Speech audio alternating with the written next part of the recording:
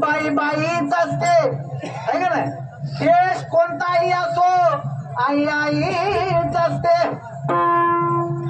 आईसारखं राहिलं तर ती बाईचा नाद केल्यावर एकदम बाद होत नाही.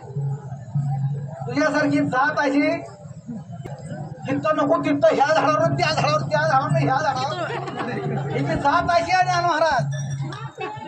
मनातलं गोपीत माझ्या पुढं खोलते. ह्याला बी बोलते त्याला बी बोलते. हिनं साऱ्याला लावलाय तुला. हिनं साऱ्याला लावलाय तुला. आणि बाई म्हणायला लागली का आवाज गोड वाटतोय. गडी हे घे 100 हे घे 50. काय गडाला गोड वाटतंय. बाई काय म्हणते गड्याला नावं ठेवते आणि सुद्धा गड्याला कळत नाही. लगेच तिला 100 आणून देतोय.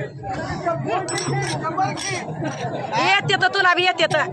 मनातलं गोपीत माझ्या पुढं खोलते. ह्याला बी बोलते त्याला बी बोलते. हिनं साऱ्याला लावलाय तुला. कुठं शिकलीच बाजिंद पण कुठं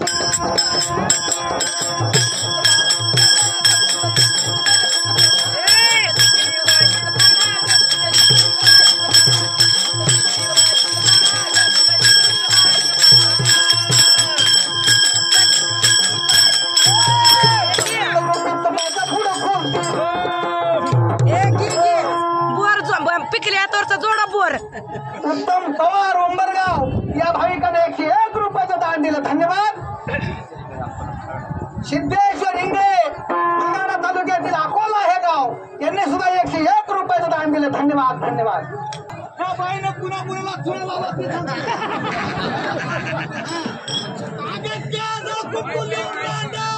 किती करशील ग नखला आणि फिरवीन होऊन रुद्र नेला. थकविले त्या शंकरा. मग मला लावेल तुला त्याला लावेल मला तसं नाही. ती पैसे किती केला पैसे पैसे त्याला लावेल चुना त्याला लावेल. हिनं पुन्हा पुण्याला चुना लावला माहिती आहे तुम्हाला.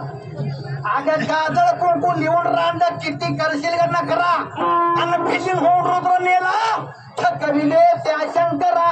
शंकरला या बाईनं फुलवलंय. बाई म्हणजे ही बाई ना माया रूपी बाई आहे. वासना रूपी बाई आहे. या बाईनं आज पूर्वसा शिकर्व केला तिथं झालीस का घोडी. अनलाज नाही तुझ्या दिल्या डांगविया पोळी.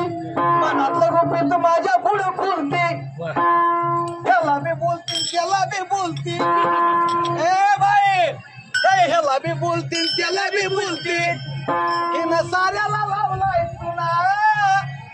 साऱ्या गावाला लावलाय तुला. कुठं शिकलीच बाजिंद पण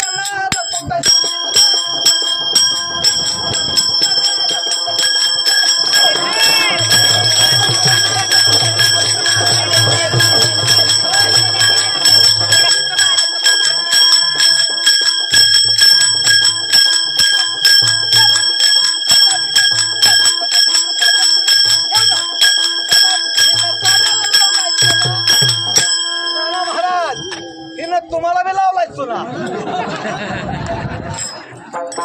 हिनं साऱ्याला लावलाय चुना. कुठं शिकलीच बाजीन